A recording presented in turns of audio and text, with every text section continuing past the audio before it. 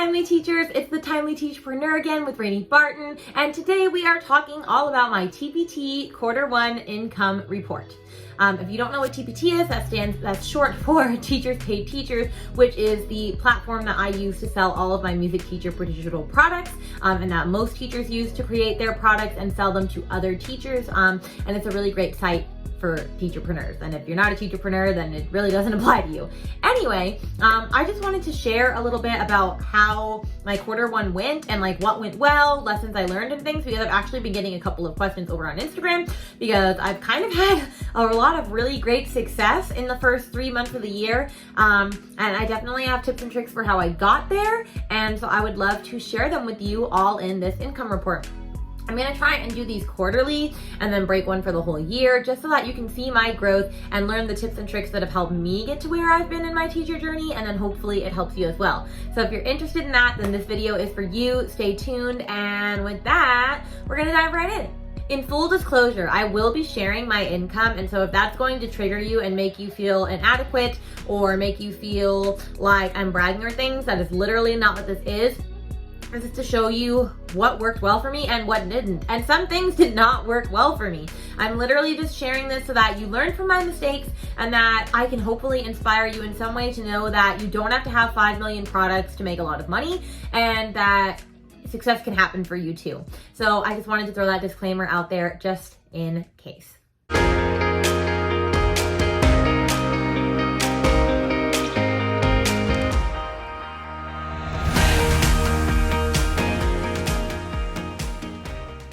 But before we do any of this, let's just talk a little bit about my TPT journey, because it's kind of been a wild one. So I actually started my TPT store in 2015. I was making a Harry Potter classroom decor set for my music room because I wanted to do Harry Potter and I'm obsessed.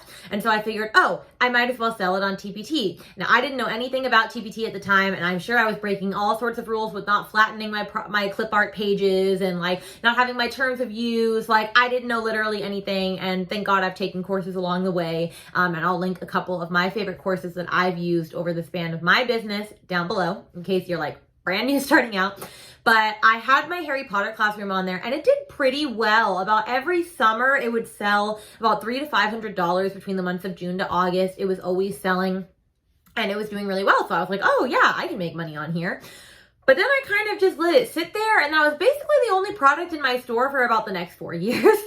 And then in 2019, I started creating a couple more products. Like, I made a Halloween product, I made a Thanksgiving product, and those would sell, but like not crazily because there was only one product.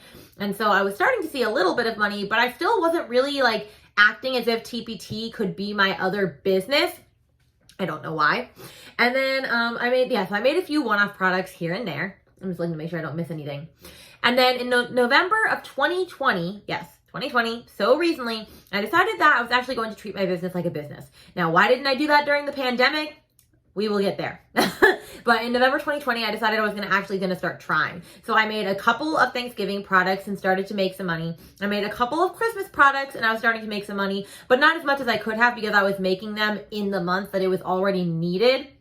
Because, you know, I was trying to play catch up. So I was making Christmas resources like the first week of December, and most people end Christmas break starts like halfway through. So they wouldn't have really been able to use my products unless they bought them right there. And if they didn't found them too late, then, you know, it's this whole thing. So I wasn't making nearly as much money as I could have. But then, you know, I made a couple $100 even within those couple of months. And so I had that fire and that drive to see how far I could go. And I wanted to get to 50 products. And then I wanted to get to 100 products, which right now I'm at 92. And I only had 24 in November. So I would say that's pretty good. And that would be my first milestone, is that you should definitely get to 50, because once you get to 50, like, it's not a magical number. Like this girl Becca Davis always says, it's not a magical number, but it's 50 chances for you to get seen. And like, you're going to make money once you have 50 products. Like, it's kind of inevitable. And so since November, I've really started taking my business seriously. I've been making products left and right. I've been trying to, you know, make money in my store. And so I'm going to share January, February, and March's income report just so you can see where I went and like what my goals were, what my process was, and all of that. So hopefully this will be helpful for you. But I had several goals, and yes, you should always have a goal for how much money you want to make or how many products you want to create, just so that you have some semblance of being able to see if you're on track to actually hit your goals. And so my goal starting in January was $500 a month. Had I ever done that before? Absolutely not. The most I had ever done in a month was $350 or $400, I'm pretty sure. And so I had no idea if I could do it or not, but I just figured, you know, if I'm going to spend the time to actually make products now, I think I can make some money. And my stretch goal was 1,000, which we've talked about that in my hard goals video, which I will make sure to link down below. But you want to try and have a goal that you know you could probably easily hit, and go for that first before you go for the stretch goal. Because if you continually miss your big goal over and over and over again, then your brain is convinced that you will never make that goal. And so it's tricking your brain to believe that. And then subconsciously, in a subconscious level, you never reach that goal. But go watch that video. It explains it a lot more than right now. But anyway, so my stretch goal was 1,000, but I decided to start with 500 to see where I could get on that. And so in January, I made exactly $335. I was close to my goal. I didn't quite hit it, but I was still really proud because most of that money came in the last week and a half of January. Because in the last week and a half, I uploaded about 15 or 16 Black History Month products. I created a whole, I took 6 or 7 books, children's books, and added lessons to them because nobody had been doing that. And I'm all about books, as we know, adding music to children's books. And so I took popular books like Charlie Parker Played Bebop, or Harlem's Little Blackbird, or what was another popular one that I did? Oh, Melba Liston and her Big Trombone, all those different classic ones. And I added a music lesson to them, and they started selling really well because people were trying to gear up in time for Black History Month. And so I figured, oh, well, if they're starting to sell really well now, then just wait until February. I'm sure it's going to take off, which it did. And we'll get there in a minute. But I also had made virtual music field trips. I was making them for musicians. And so I would take a musician and do like a day in their life, but it's really like walking through their whole life with like the big facts and like showing videos of them performing and all of that. And then at the end, you would get to do some sort of music activity, whether you did a drum play along to one of their things, a body percussion play along, a listening coloring glyph. And so I did that to people like Diana Ross, Duke Ellington, Louis Armstrong, Aretha Franklin, Ella Fitzgerald. And so I was trying to dip my toe into that pool as well. And then what also I think heavily contributed to this is that I started blogging consistently. I had a music blog post bi-weekly, and I had YouTube videos once a week on Mondays for that. And then I had my 2 here, although this doesn't really pertain to that. But I was still blogging and YouTubing consistently. And so it ended up getting me more subscribers. There was a Thanksgiving YouTube video that I did that got me like 50 subscribers, and then a St. Patrick's Day one down the line that got me like another 50 subscribers. And it just sold a lot of products for me, which I know that some of my YouTube videos sold products through UTM codes, which we will definitely do another video on that soon if you're not utilizing UTM codes to the fullest of your capabilities.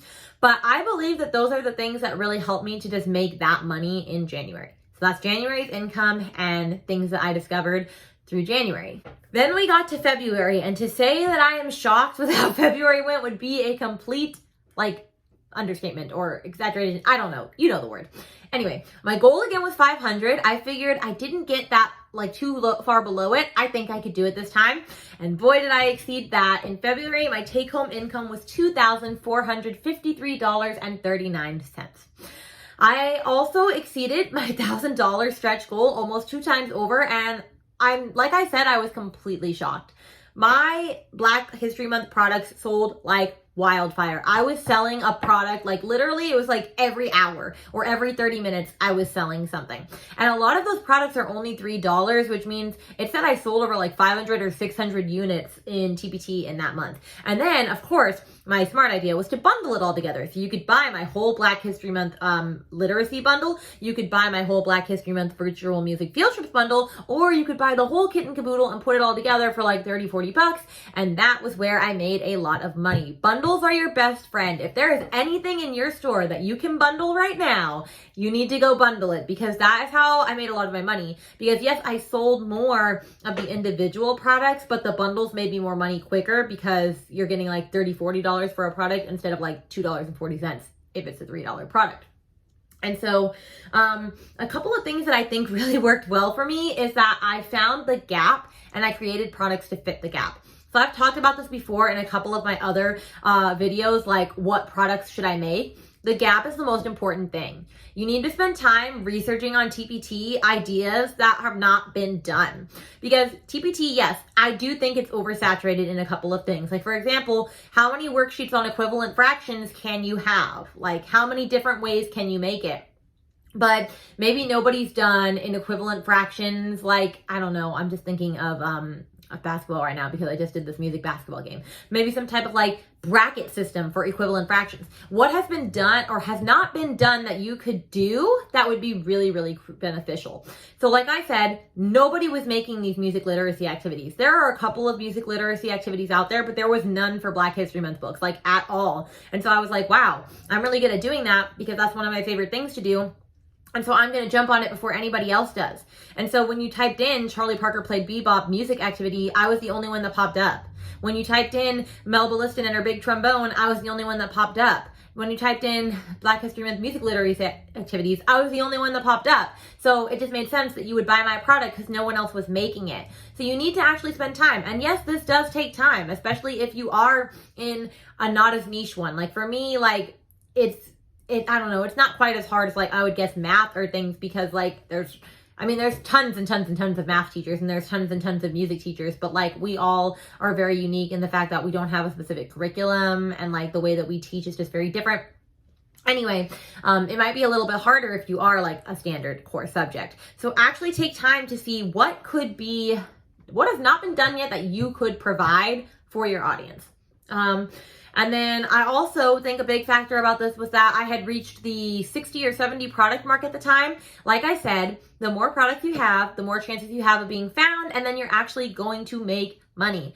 So if you keep saying, I don't know why I don't make any money in my shop, and you have like 20 products, that's literally why, because 20 products is not going to get you anywhere unless they're all like needed gap products that are evergreen, meaning that they can be used all year round. Then yeah, sure, 20 products will do it for you. But in most cases, that's not what we need. So you need to continually be upping your product creation goal. A couple of things, I also want to share a couple of things that I was able to end up doing because of this, because at the end of the day, I'm doing this income to supplement my teaching income because we all know that teacher income is not that great. And then also so that I could provide for my family, I was able to finally get my iPad.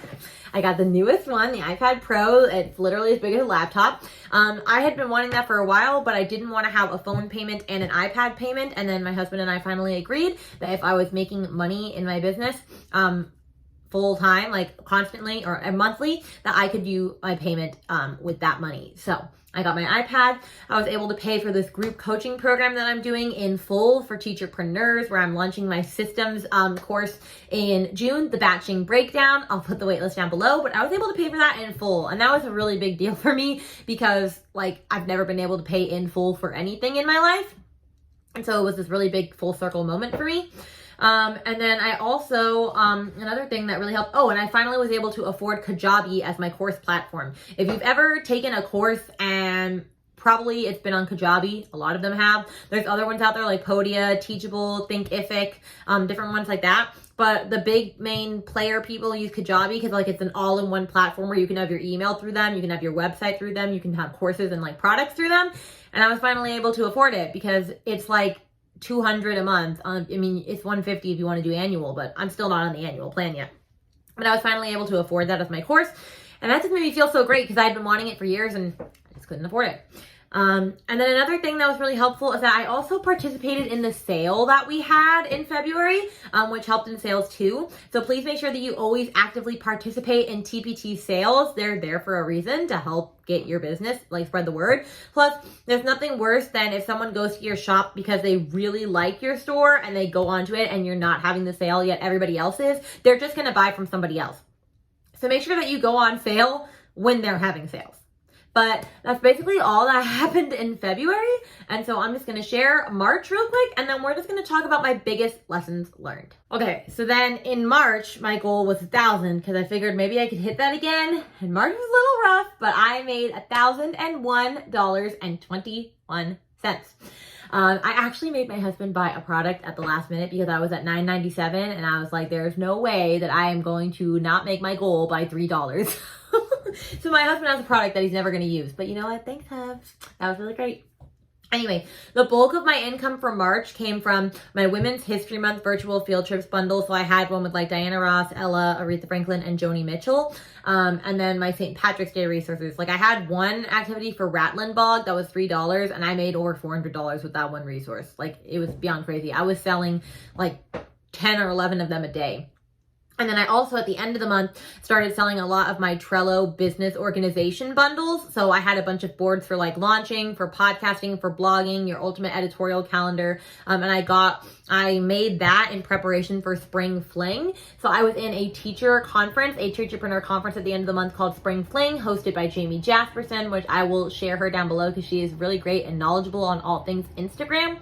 But she made this Teacherpreneur conference virtually where you could see different videos, and all of the stuff was on like TPT related stuff and productivity and all of that. And so I got to present on that, on how to utilize Trello for productivity. And with that, like I got over 200 people on my email list. I got 6 or 7 more people on my wait list for the batching breakdown, and I got over 50 new followers on Instagram. It was a really great way to get myself out there. I highly recommend trying to partake in some sort of conference on your specialty area of expertise, and different things like that. I'm doing another conference at the end of the month next year. I'm hoping to apply to be in the TPT Forward conference. That would be amazing if I could be in the actual conference for TPT. But that was a really big thing that helped with that, because I sold probably 5 or 6 of those bundles and they're $20 a piece. So that's over 100 that I made like that just by promoting it in my conference. And then the thing though that bogged me down, and the reason I didn't make as much, is because I realized I don't have as many evergreen products. I have a lot of holiday products, which is not a bad thing when it's holiday time, but when it's not holiday time, it's kind of rough because St. Patrick's Day is over halfway through the month. So then it's like, what do you do? Like right now, I'm trying to really focus on evergreen products while also making a couple for Jazz Appreciation Month, because Jazz Appreciation Month is in April. So I've made like some jazz musician posters, a jazz musician virtual library, and then I'm making a jazz musician bingo right now. I'm still trying to catch up because since I only started my business for real seriously in like November, I'm still trying to catch up to like, getting to speed. But that's basically what happened in March and why I feel like it was a struggle to get further ahead, but I still made 1,000, which like is really impressive to me. Like I was just glad that I was able to keep that forward momentum. I don't know if I'm going to be able to say that for April because it's currently April 4th and I've only made like $30 because of the evergreen issue. So I really need to get my butt into gear if I want to make more than that. But now let's talk a little bit about the biggest lessons I learned in Q1 in general. So one of the biggest lessons I learned is that I wish I had taken this business more seriously during the pandemic when I was home from March to August. I had another business for moms at the time. It was for mompreneurs, and it was basically the same exact business as this, only it was for moms, and I had a different Instagram account, and I was in the business world. And I kept working on it and launching course after course and product after product and offer after offer. And literally nobody would ever like be interested in what I had to sell. And so I was wasting like all of this money. I had invested thousands in courses and programs and like working, with business coaches and like all of that sort of stuff. And none of it was ever working out for me. And I don't know why it took me so long to finally just realize like, oh, I actually could make money in my Teachers Pay Teachers business because I've made money before. I should focus on that. But I wasted the whole pandemic on some other crap that I shouldn't have wasted. Although I don't like to think that it was a waste now, because I learned so much about how to run a business doing that business that I think a lot of it really tied over into now. And so I know that it had its purpose. I just wish that it could have had its purpose earlier, and I could have used the pandemic now, because I could have gotten so much further ahead on like product creation and marketing and all of that. But it is what it is. You can't erase time. So unfortunately, that's just how it had to be. The other life lesson learned, I already talked about this, is to find that gap, to find out products that need to be made that nobody else is making that you can fill the gap on. I'm not going to spend a lot more time talking about that again because I just talked about it, but find the gap, friends. Another one is you can't expect to make money if you don't have any products. So like I said, if you only have 20 products in your store, unless they're like a product that every single person and their mom needs, then you're not going to probably make hundreds and thousands in your store. If you do, I'm really impressed. But have a product goal for yourself. I would always aim to shoot for 50, and then after 50, just shoot for 100, and then 150, and then 200, and just keep bumping it up by 50. Like, I'm so excited that I'm almost at 100. I have 8 products left, and I'm really excited that I'm almost at that goal, and I only really started it in November, y'all. Like, you can do it as fast or as slow as you want to. The choice is up to you. And then another one is SEO is king. So if you don't know what SEO is, that is search engine optimization. That is how Google basically ranks like your stuff to be shown on Google, but also on TPT. They have a search engine database as well. So how you do that is by having extensive keyword research, where you actually research what people are searching for, so that when they type in your product idea on TPT, yours comes up on the first page. Because have you ever scrolled past page 1? Because I know I have not. Most of the products I buy are on page 1. And if you ever look, sometimes down at the bottom, it'll have like one of 350 pages. It's really sad for whoever's on page 350. Their product's never going to get bought. My products are always on the first page. Always on the first page. I will always make sure that I get on the first page somehow for my product. And how do I do that? Through extensive keyword research and the way that I title my files. Because you honestly cannot expect your resources to sell, like I said, if they're on page 350 of TPT. And I'm not going to really go too far into SEO for now, because that's like a whole other can of worms. There's probably some videos already out there on YouTube that you can watch, but maybe I'll post one later. But SEO is really crucial. And then another thing is that long form content goes a long way. So blogging and YouTube got people on my radar a lot quicker and more easily. Like the Instagram life of a post is very short and fleeting. And so it's really important to invest in having some sort of long form content that promotes your products for you. So in my blog post, every blog post will have some sort of TPT product linked into it so that I can sell my products. Just like my YouTube videos will always have some sort of product into it so that I can sell my products. Because if my long form content doesn't have a purpose to promote my business, then what am I doing? I'm not just doing this to entertain others. I mean, I'm trying to provide immense value so that you relate to me as a person, but then also so that you buy my stuff. Because at the end of the day, it's about making money for your business.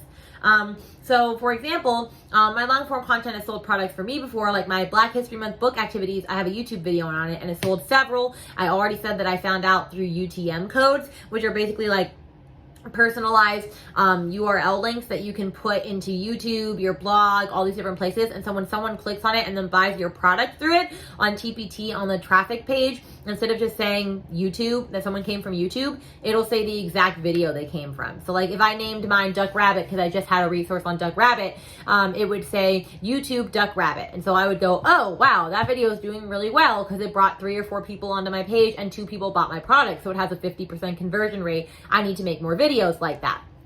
We'll dive into that another day. That's a whole other video for itself. But UTM codes are really great. And so the power of long form is really crucial if you're in business for the long game. And that's basically all I have for you on this TPT income report. I know it was a little long. I just wanted to explain like where I was in my business and how I got to where I am now. Because like I said, I really only started in November.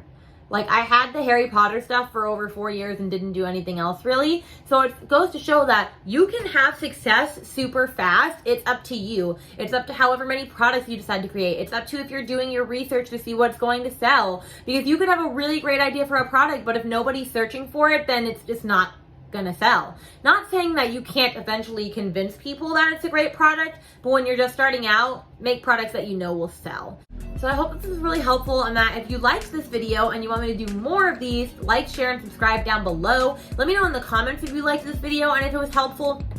I would love to know your thoughts on if you want more quarterly reports, if there's different types of reports you want, or just things in general, and any questions that you have. Actually, also put any questions that you have in the comments box down below, because I'm planning on doing a Q&A pretty soon, so I would love to answer any questions that you have. But with that, I have one more video to record before it's time to go. So I love you all, and I'll see you later. Bye!